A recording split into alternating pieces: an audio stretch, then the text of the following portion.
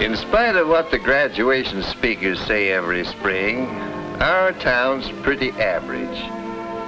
It goes for our seats, too. Out of this class of 40, just because it is average, 2 of these boys and girls will spend some part of their lives in a mental institution. My job is to try to keep the people around here healthy, and most of them are. Of course, nobody's health is ever perfect. Jim Anderson has a bad ear. That doesn't keep him from playing on the football team. County champions last year, too. Frank White is nearsighted, but his glasses take care of that. Dorothy Westerly has a tooth that needs fixing, but she's in good health, I'd say. Mighty good health. They've all learned habits of good living that have helped them stay physically healthy. Habits of cleanliness, good diet, exercise, and rest. But there's another side to good health, and that's good mental health. Comes naturally to most people. Parents who are mentally healthy bring up the children to be mentally healthy, too. Take Tommy Clark there. He learned the first rule for good mental health a long time ago, about not bottling up his emotions. Now, when he works up a head of steam, he puts it to work in a useful way instead of holding it inside. When you try to do that, it's bound to come out in some unpleasant way. Tommy learned that some years back, just after his younger brother was born. Come on, Jimmy. Have some. Come on. Tommy, eat your meat. You haven't eaten a bite all day. I declare I don't know what's got into you.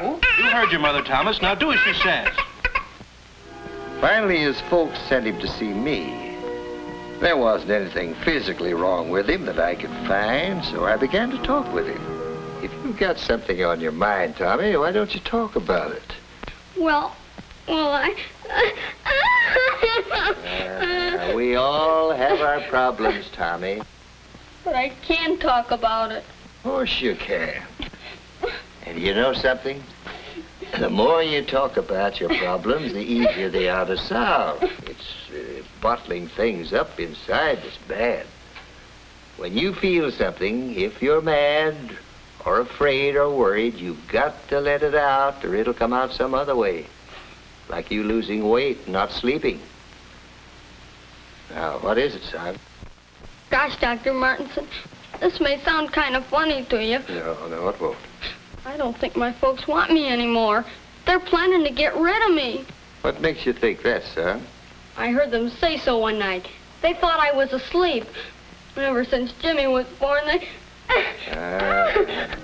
Well, it wasn't easy to prove to Tommy that he was wrong.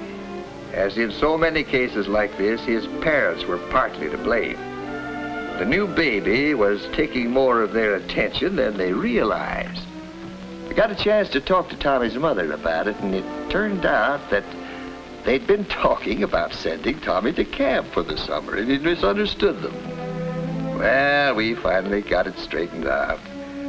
But it taught Tommy a lesson that many people don't learn so quickly, about not bottling up his emotion. He learned that it could be easy to talk to his folks and that he didn't have to hide his love for them. Good night, Mom. Good night, Tommy. Well, that is quite a few years ago. Tom's graduating today.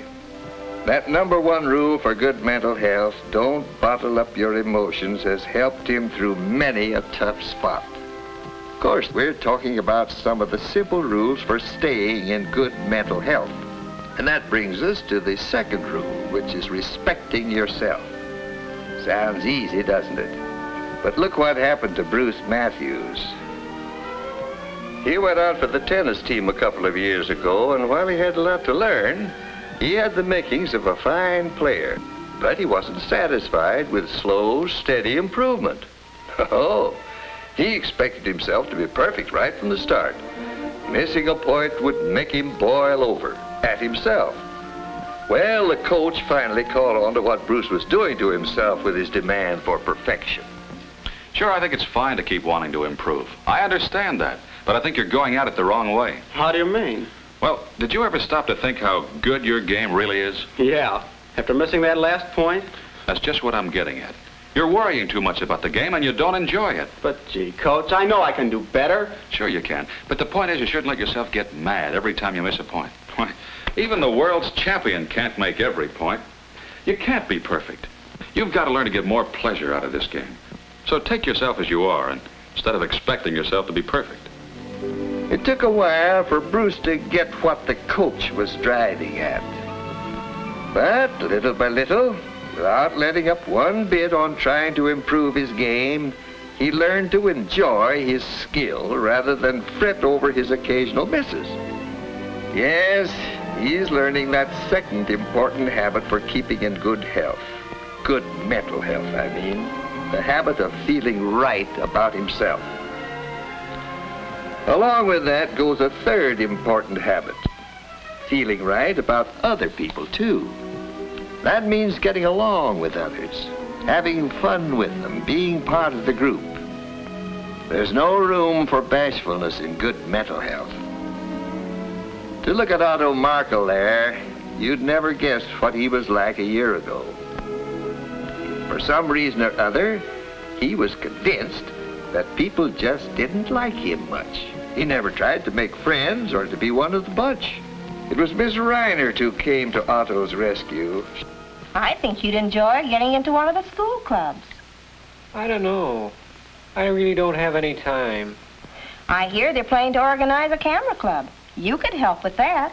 I'm not very good with my camera. I don't think they'd want me in the club. Of course they would. The more the better when you're organizing a club. Gosh, Miss Reinert. You're certainly doing well in chemistry, and that's important in photography. I don't know. Chemistry's different from photography. I think you'll find they'd welcome a good chemist like you in the camera club. But you'll have to do one thing. What's that? Offer to help. Do all you can to help get the club organized. Get some other students to join. Oh, I couldn't do that. Of course you can. And you'll find that they'll like you as much as you like them. I knew about Otto's problem because his parents had come to see me about the same thing. Of course, they had to share the responsibility for Otto's bashfulness. What do you mean, George? I don't quite get what you're driving at. No? Well, I'll tell you, Art. I've been watching you with that kid a long time. You're demanding too much from him. Nobody can be perfect, so don't ride him so hard. When he does something you don't like, remember he's a person in his own right. His way may be just as good as your way. I do think you've been hard on him at times, Arthur. Oh, but he doesn't toe the line the way he should.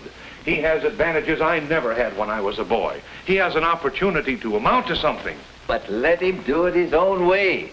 You've got him feeling now he isn't as good as the next fella. That's why he hesitates to make friends. In Otto's case, as in many others I've known, talking with the parents was important in helping to get things straightened out. He's learning the third basic rule for good mental health. Feeling right about other people.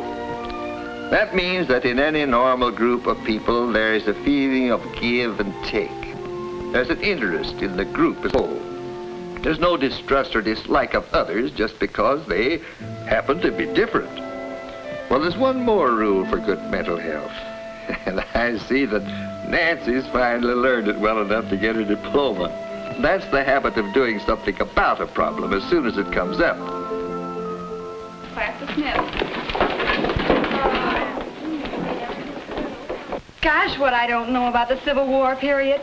I haven't cracked a page in 2 weeks. I'm gonna have to dig into this one, too. Come on over to my house tonight. Let's study it together. Oh, I just dread getting into it. Let's put it off till tomorrow. Well, all right.